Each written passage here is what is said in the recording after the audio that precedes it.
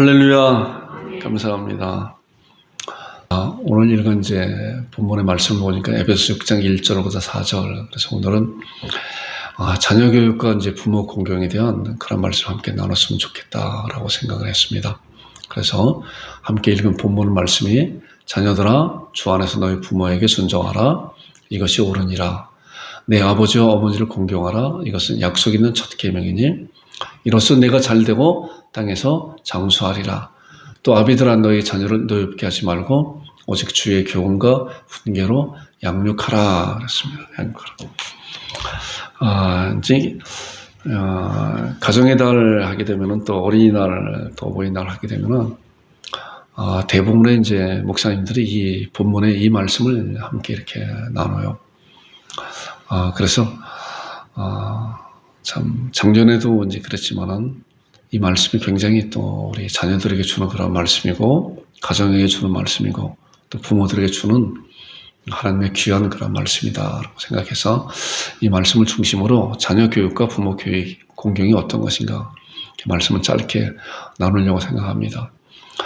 그러기 전에 제가 지난주에 이제 하나님께서 말씀을 이렇게 해주셨어요.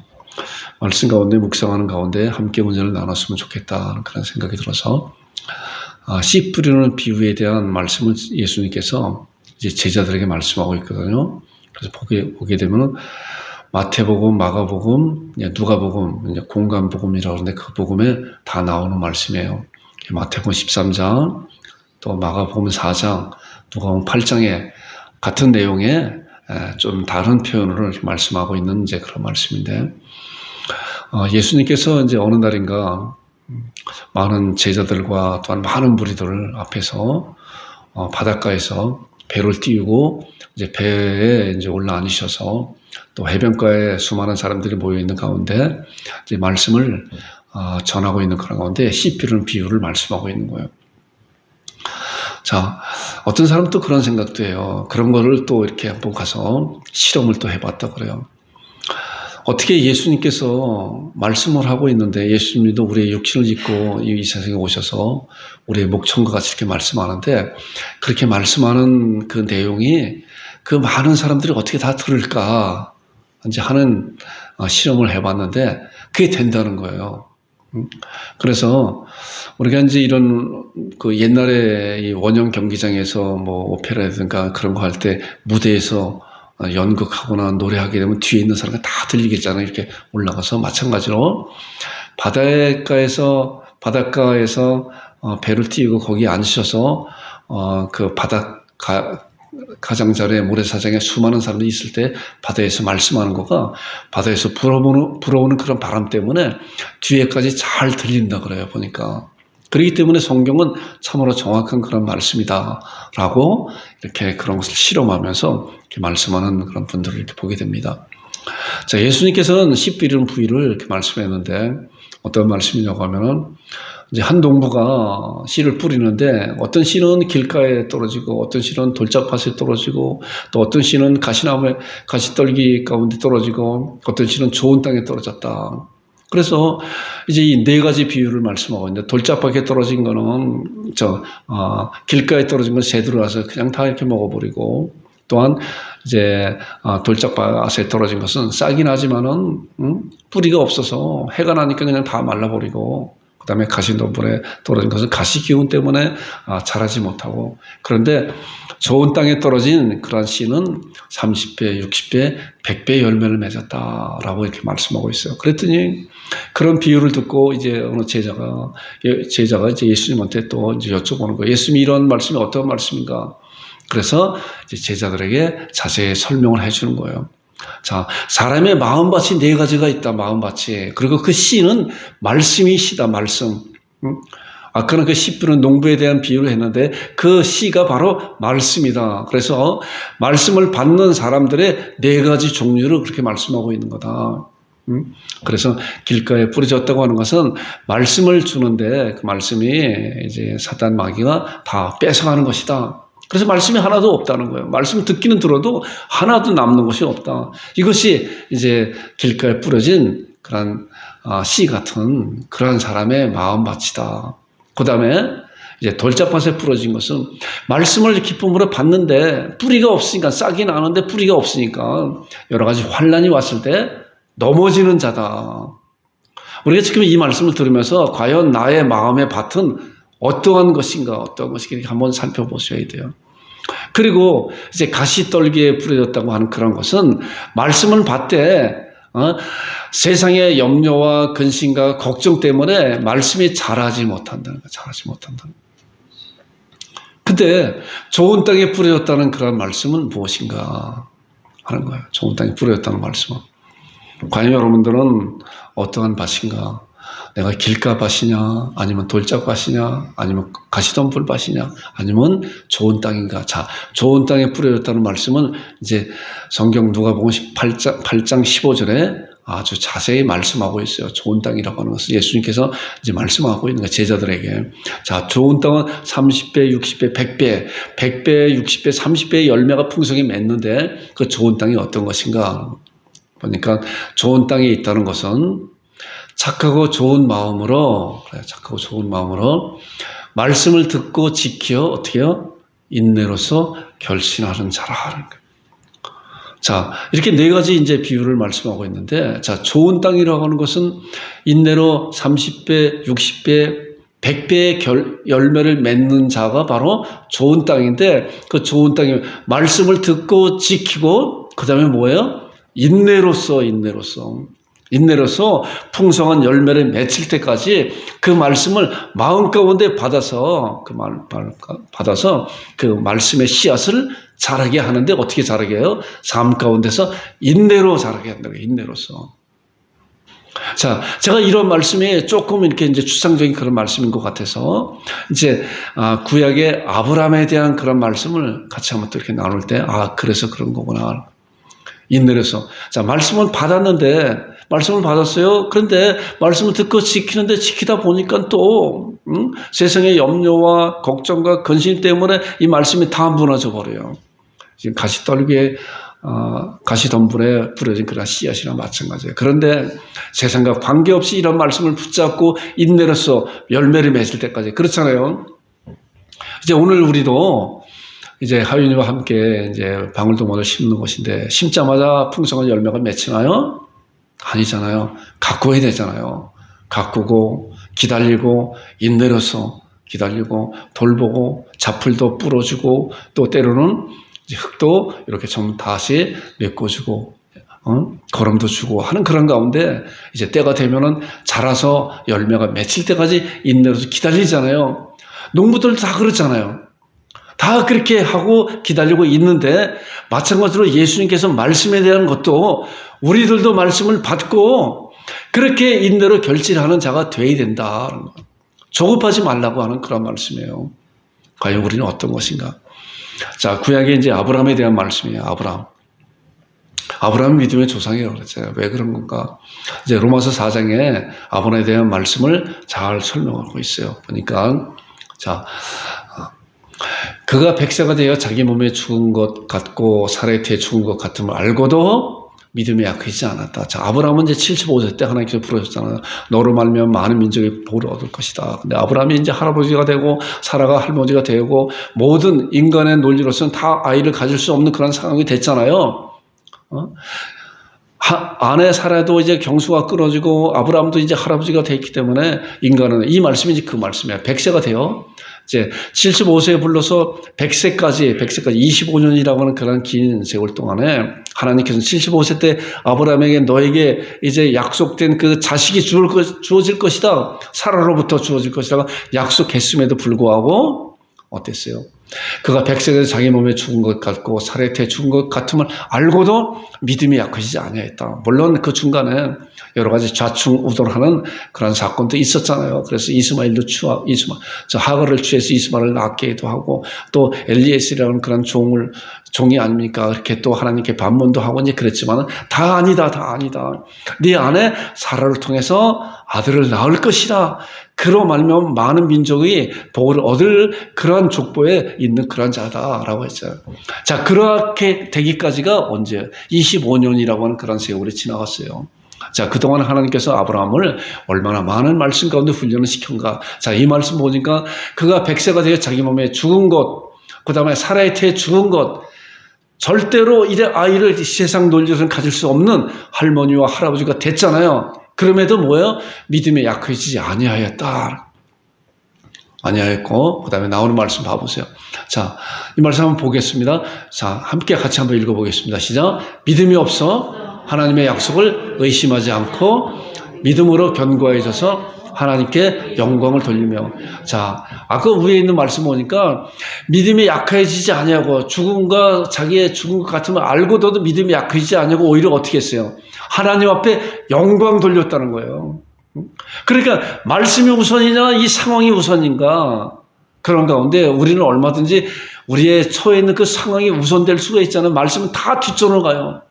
우리 상황이 잘 되게 되면 말씀이 우선되는 것 같이 그 말씀의 풍성한 것, 은혜와 하나님과의 감사와 찬송과 영광을 돌리는 것 같은데, 나의 주변에서 상황이 악화된 그런 상황이 올 때 이것은 싹 없어지는 그런 것을 우리가 얼마나 많이 경험해요.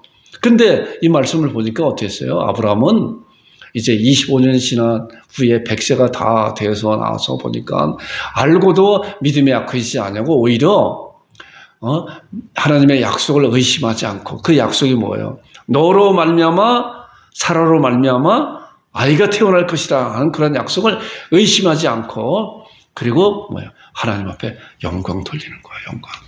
이거 굉장히 중요한 거예요.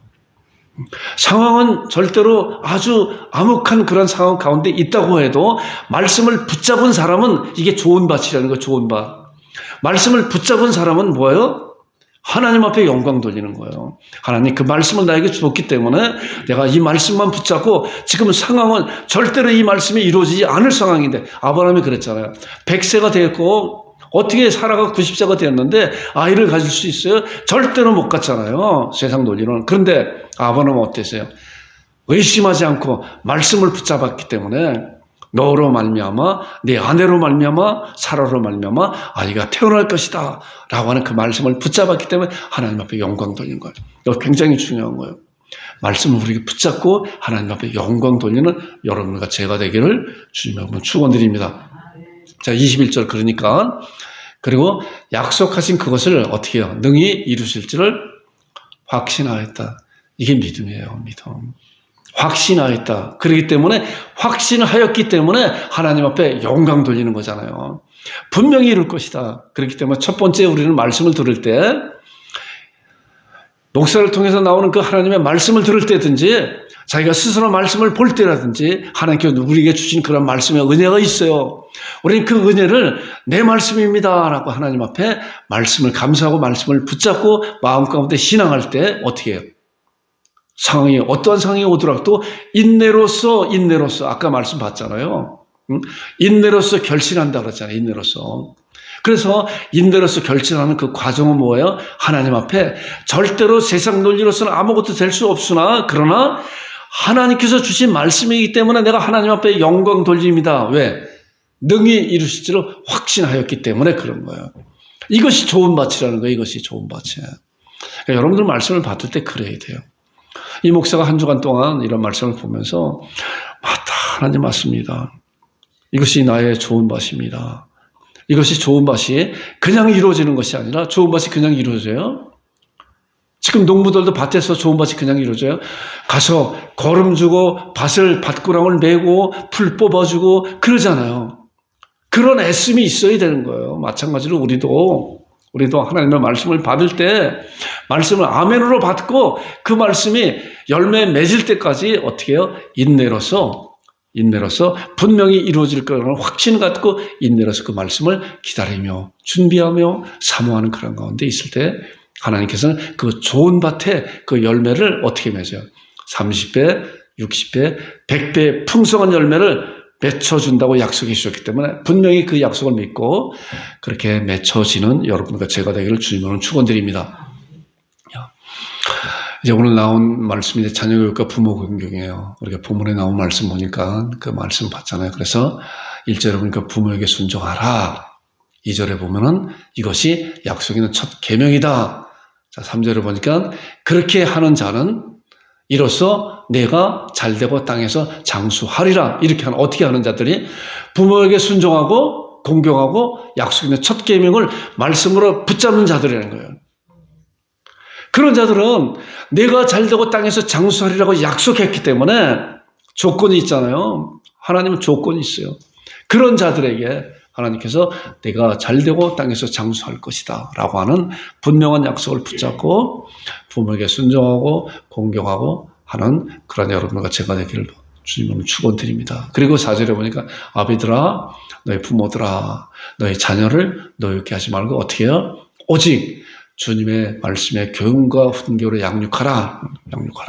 자, 제가 이 말씀을 준비하면서 자녀 교육에 대해서는 이제 신약 성경의 디모데, 그리고 부모 공경에 대해서는 구약 성경의 룻에 대해서 우리 믿음의 선지인들 이들이 어떻게 자녀 교육을 받고 또한 그런 사람이 되었나, 또한 부모를 어떻게 공경하였나, 어떤 신앙을 가지고 하였나, 오늘 우리가 잘 아는 말씀이기 때문에 짧게 말씀을 이렇게 나눌 건데 말씀의 중심으로 잘 집중해 주시기 바랍니다.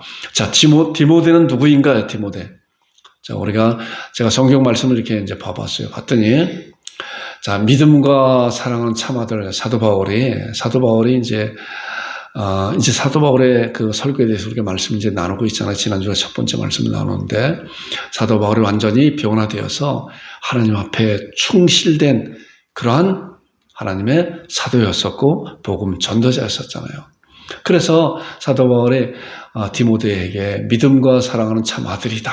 내 아들이다. 디모데전서 1장 2절과 디모데후서 1장 2절에 이렇게 말씀하고 있어요. 그 다음에 고린도전서 보니까 신실한 아들 디모데야, 신실한 나의 아들.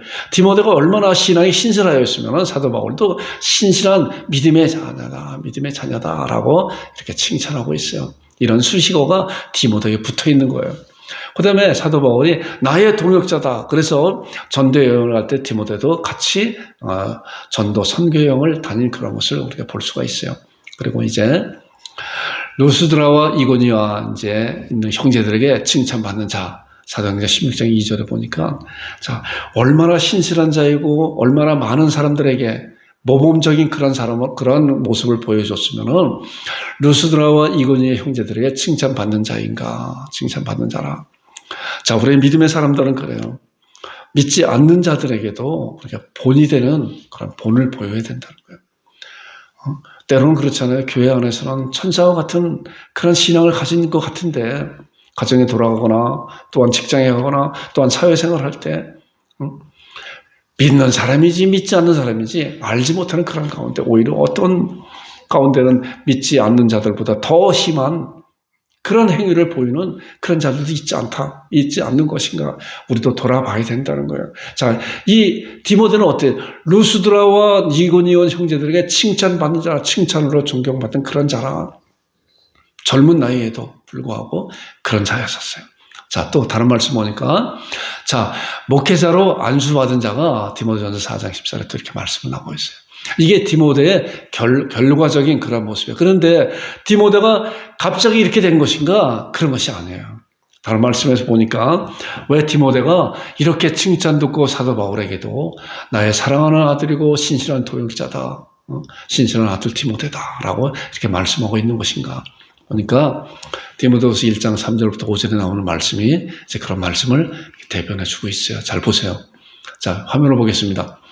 자, 내가 밤낮 간구하는 가운데 쉬지 않고 너를 생각하여 정결한 양심으로 조상적부터 섬겨는 하나님께 감사하고. 자, 디모데도 네가 말씀한 것 같이 정결한 양심으로 조상적부터 섬겨는 하나님께 감사하고 내 눈물을 생각하여 너 보기를 원하면 내 기쁨이 가득하게 하려 함이라. 그리고 이제 5절에 나오는 말씀, 그 말씀이에요. 이는 내 속에 거짓이 없는 믿음이 있음을 생각함이라. 자, 사도 바울이 디모데를 볼 때 내 속에 거짓이 없는 믿음이 있음을 생각함이라. 그런데 이 믿음은 먼저 내 외조모 로이스와 외할머니 로이스, 또 내 어머니 유닉에 속해 있더니 내 속에도 있는 줄 확신하노라. 자, 이 믿음. 자, 이 믿음이 어떤 믿음이에요? 거짓이 없는 믿음이에요. 신실한 믿음이라는 거예요. 디모데는 이렇게 신실한 믿음을 갖고 있는데 그 믿음이 어디서부터 왔다고요? 외할머니 로이스와 어머니 유니기로부터 와서 내 속에도 그런 믿음이 있는 것을 내가 확신한다. 사도 바울의 디모데의 믿음을 보면서 확신 있는 그런 믿음을 갖고 있구나. 그런데 그 믿음이 어머니와 외할머니로부터 내려오는 그런 믿음인데 그 믿음이 바로 내 속에도 있구나라고 말씀하고 있는 거예요. 자, 그런데 그 믿음이 어디서 온 것인가? 자, 이 말씀에서 말씀하고 있어요. 디모데후서 3장 14절에 보니까, 자, 보세요. 그러나 너는 배우고 확실한 일에 구하라. 너는 내가 누구에게서 배운 것을 알며 또 내가 어려서부터 성경을 알았나니 성경은 능히 너로 하여금 그리스도 예수 안에 있는 믿음으로 말미암아 구원에 이르게 했다. 자, 그 믿음이 어디서 왔어요? 성경에서 왔어요. 성경에서. 그러니까 이런 말씀을 보니까 내가 어려서부터 성경을 알았다 그랬잖아요. 성경을 알았다. 자, 어려서부터 성경을 알았다고 하는 것도 뭐예요? 어머니로부터, 외할머니로부터, 그 품 안에서부터 하나님의 말씀을 배웠다는 거 아니에요? 하나님의 말씀을. 그러니까 부모님들은 뭐예요? 하나님의 말씀에 탁월함을 갖고 아이들에게 말씀을 가르쳐야 된다는 거예요. 가르쳐요. 자, 그 다음에 나오는 말씀이 이제 16절에 그 말씀 아니에요. 자, 모든 성경은 하나님의 감동으로 된 것으로 교훈과 책망과 바르게 함과 의로 교육에 유익하니 이는 하나님의 사람으로 어떻게 해요? 온전하게 하며 모든 선한 일을 행할 능력을 갖추게 하렵니다. 자, 보니까 모든 성경은, 자, 디모데가 가르침 받은 말씀이 뭐예요? 성경으로부터 말씀을 받았잖아요. 근데 그 성경은 뭐예요? 하나님의 사람으로 온전하게 하며 선한 일을 행할 능력을 갖추게 하려 함이라. 그런 거예요. 학교 교육과 학원 교육이 다른 점이 뭐라 그랬어요? 학교 교육은 인성교육이 첫 번째잖아요. 학원은 인성교육이 아니에요. 지식교육이죠. 물론 학교에서도 지식을 가르치잖아요. 그런데 지식보다 먼저가 뭐예요? 인성교육이에요. 인성교육. 자, 그런데 지금 얼마나 교육이 무너져가고 있어요. 선생님들의 인성교육은 둘째로. 인성교육을 가르치지 못하는 그런 현실 가운데 우리가 있다고 생각하고 있는 거예요. 그렇기 때문에 하나님께서 성경 말씀을 통해서 가장 자녀들을 가르치기 위한 가장 좋은 방법은 뭐야? 하나님 말씀의 가르침이라는 거예요. 성경이 말씀하고 있잖아요. 모든 성경은 하나님의 감동으로 된 거기 때문에 그 말씀 안에는 뭐예요? 교훈과 책망과 바르게 함과 의로 교육에 유익한다. 왜냐하면 이는 하나님의 사람으로 온전하게 하며 모든 선한 일을 행할 능력을 갖추게. 모든 선한 일을 행할 능력을 갖추게 한다는 건 뭐예요? 인성교육의 최고봉이잖아요. 그렇기 때문에 성경을 떠나서는 절대로 이런 교육을 가르칠 수가 없는 거예요. 하나님의 백성들은 자기 자녀들을 가정해서 그렇기 때문에 하나님의 말씀으로 가르쳐야 돼요. 역사적으로 또한 현실 가운데 이런 것이 증명되고 있잖아요. 이런 것도 한번 말씀을 나눴지만은 유대인들이 어때요? 유대인들은 어렸을 때부터 철저히 성경 말씀의 가르침을 가르치고 있잖아요. 그렇기 때문에 그들이 자라서 어때요? 세계적으로 정말 뛰어난 인물들은 대부분이 다 유대인이라고 그러잖아요. 유대인은 전 세계 인구에 따졌을 때 1%도 안 된다 그래요. 0. 몇 프로여야 돼요. 그런데 뭐예요?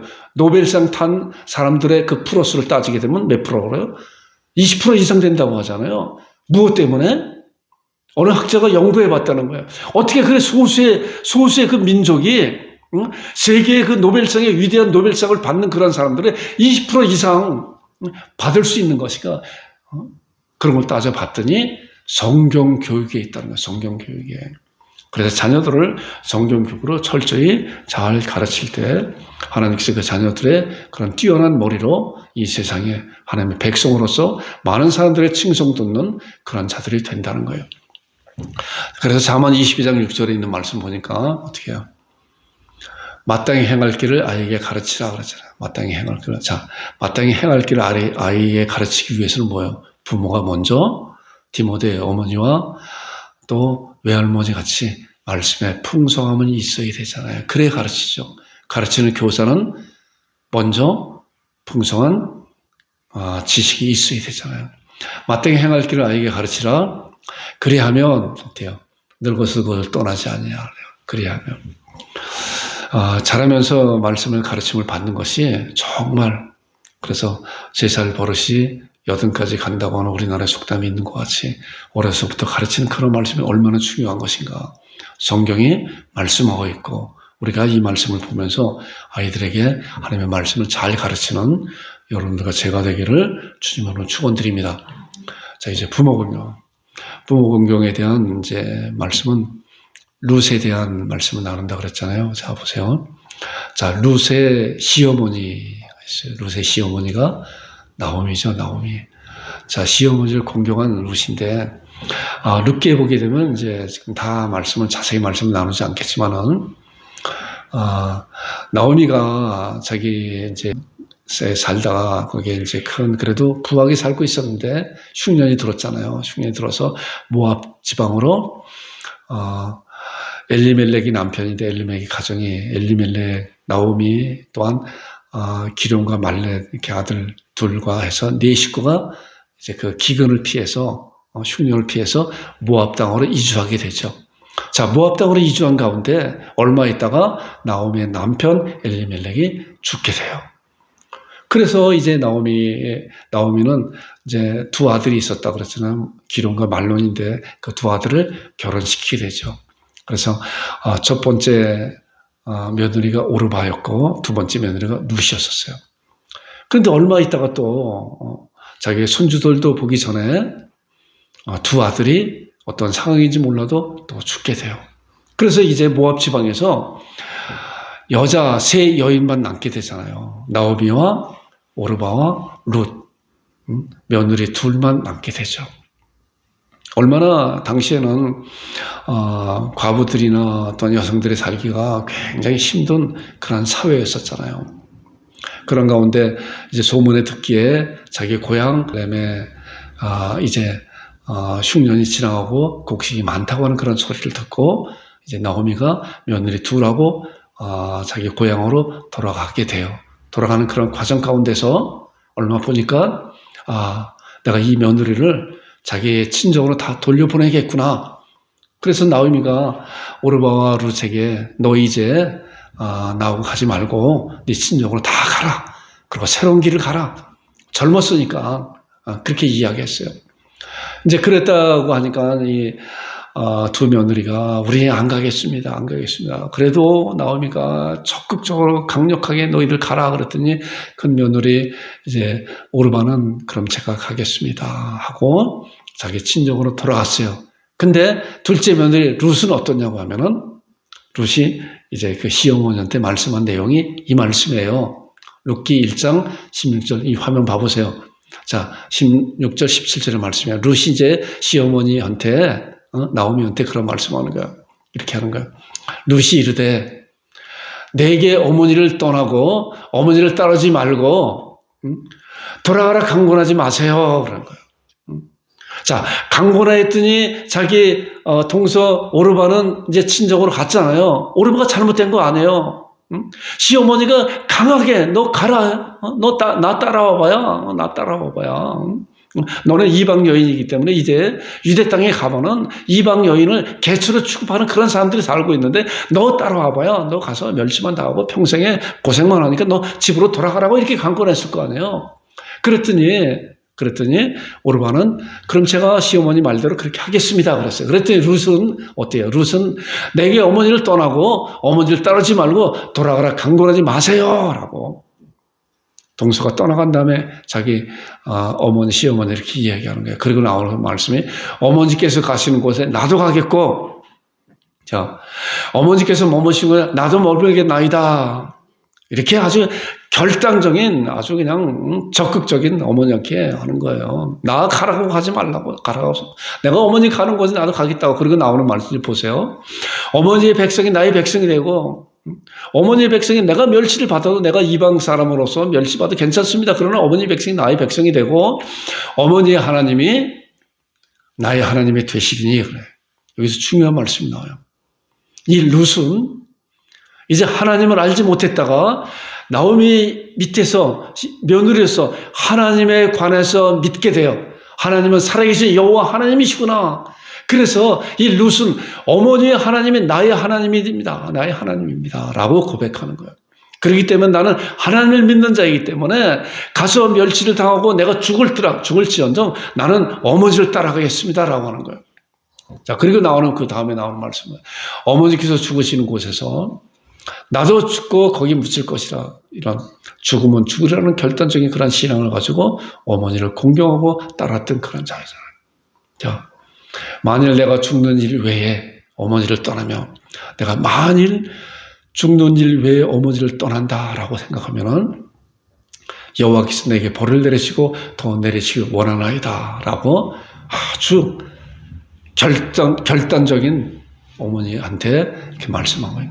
나 가라고 하지 마세요. 그러잖아요. 자기도 자기 남편도 죽고 시어머니 따라가봐야 고생문이 훤한데 자기 동서와 같이 친정으로 돌아가고 싶잖아요. 자기 자녀도 없고 자기 남편은 죽고 그랬잖아요. 그런데 어땠어요? 지금 본 것 같이. 나 가게 하지 말라고. 응?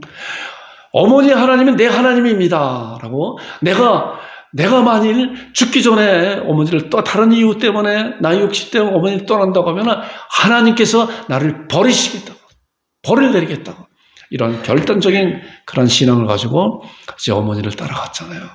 그리고 이제 어머니의 고향 동네에 가서 지금 다 말씀드리지 않아도 이제 여러 가지 우여곡절 끝에 많은 사람들이 이 룻이 자기 시어머니에게 행한 그런 소문이 타사에 퍼지고 이 룻이 많은 사람들에게 칭찬되는 그런 자가 되잖아요. 그리고 거기에서 어떻게 해요? 이제 이 나오미의 친족, 이제 이 계대 결혼이라고 당시에는 그런 것이 있었어요. 아이가 없이 남편이 죽게 되면 또 이제 그 친족 간에 또 이렇게 아이를 생산할 수 있는 그런 결혼 그런 그거 있어요. 그런 가운데 이제 보아스라고 하는 당시에 그 아주 유력한 그 유지되는 그런 사람이 있었는데 나이가 좀 있었지만 그 사람을 만나게 돼서 이제 결혼을 하게 돼요. 결혼을 하게 돼서 아이가 태어나는데 그 아이가 누구냐고 하면은 네, 보세요. 이렇게 하나님을, 이렇게 자기의 시부모를 자기 생명을 다해서 공경한 그런 자가 받은 그런 복이 무엇인가? 마태복음에 나오죠. 보니까 아브라함과 다윗의 자손 예수 그리스도의 계보라 이거예요. 자, 아브라함과 다윗의 자손 예수 그리스도의 계보라. 그러면서 이제 1절부터 10절까지 쭉 그 계보에 대한 말씀이 나오거든요. 그런데 그 계보에 이름이 거론된 여인이 4명이 나와요. 그리고 여성이 이제 이제 한 명은 이제 우리아의 아내 이제 바세바인데 바세바는 이름이 안 나오고 이제 우리의 아내라고만 나와요. 4명의 이름이 거론되는데 그 이름 가운데 하나가 나오는데 잘 봐보세요. 아브라함과 다윗의 자손 예수 그리스도의 계보라. 아브라함이 이삭을 낳고 이삭은 야곱을 낳고 야곱은 또 야곱의 12아들 쭉 낳고 이제 하는 그런 말씀이 쭉 나오면서 5절에 가서 살몬을 라합에게서 보아스를 낳고, 자, 보아스가 아까 보니까 룻의 남편이라고 그래. 보아스는 룻에게서 오벳을 낳고 그러죠. 자, 이 룻이 여기에 그러니까 아브라함과 다윗의 자손 예수 그리스도의 족보에 이름이 기록되는 놀라운 복을 받아서 지금까지도 수천 년이 지난 지금까지도 룻에 대한 그런 말씀을 우리가 이 강단을 통해서 말씀을 나누고 있잖아요. 이렇게 복된 하나님 앞에 복받은 그런 자가 바로 룻이라는 거예요. 보아스에서 룻을 낳고 룻에게서 오벳을 낳고, 보아스에서 룻을 낳은 것은 보아스는 룻에게서 오벳을 낳고, 오벳은 이세를 낳고, 이 이세가 누구예요? 그 유명한 이세는 다윗 왕을 낳았네요. 그러니까 누구예요? 다윗 왕의 할머니야, 할머니. 이 룻이 이방 여인이 왜요? 아까 말씀 보니까 내 부모를 공경하라. 그러면 이것이 내가 땅에서 잘되고 장수하리라. 첫째 되는 그런 계명이라 하는 그런 약속된 말씀이 분명히 이루어진 그런 사실을 우리가 이러한 말씀을 통해서 알게 돼요. 누가요? 보니까 룻은 보아스에게서 오벳을 낳았는데 오벳이 누구예요? 오벳은 이세를 낳고 이세는 다윗 왕을 낳았다. 그래서 예수님의 족보 안에 들어간 놀라운 복을 받은 그런 룻이라는 거예요. 우리가 이런 말씀을 들으면서 우리도 하나님의 말씀을 붙잡고 그 말씀이 키워나고 풍성한 열매 맺을 때까지 인내로서 결실하는 그런 자들이 되어야 된다는 거예요. 자, 결론이에요. 결론. 본문 말씀을 제가 봤어요. 자, 이 말씀을 받을 때 말씀을 아멘으로 내 것으로 말씀을 받으세요. 그리고 받은 말씀을 어떻게 해요? 어떻게 하라 그랬죠? 인내로서 풍성한 열매 맺을 때까지 하나님 앞에 영광 돌리라 하는 거예요. 자, 자녀들아 주 안에서 너희 부모에게 순종하라. 이것이 옳으니라. 아멘을 받는 여러분들과 제가 되기를 주님을 축원드립니다. 그 다음에 내 아버지와 어머니를 공경하라. 이것은 약속 있는 첫 계명이니 이로써 내가 잘되고 땅에서 장수하리라. 아멘을 받으세요. 아멘을 받는 여러분과 제가 되기를 주님을 축원드립니다. 그 다음에 4절 또 아비들아 너희 자녀를 노엽게 하지 말고 오직 주의 교훈과 훈계로 양육하라. 아멘. 제가 그렇게 하겠습니다. 주의 교훈과 훈계로 양육하기 위해서는 먼저 내가 주의 말씀을 풍성히 먹고 그 말씀대로 자녀를 양육할 때 하나님께서 그 자녀가 어떻게 자라서 부모가 되고 그 부모가 된 그 자녀가 또 자기 자녀에게 이렇게 아까 외조모 로이스와 또 어머니 윤희기를 통해서 디모데가 말씀을 배운 것 같이 또 디모데도 마찬가지로 자기 자녀에게 가르친 것 같이 그 자녀가 그 말씀을 통해서 계속적으로 그 계보가 신앙적인 그 가정이 계속적으로 이루어나가는 놀라운 사실이 선순환이 이루어진다고 이러한 여러분들과 제가 되고 여러분들과 제가 되는 그런 귀한 가정이 되기를 주님의 이름으로 축복드립니다. 감사합니다. 기도하겠습니다.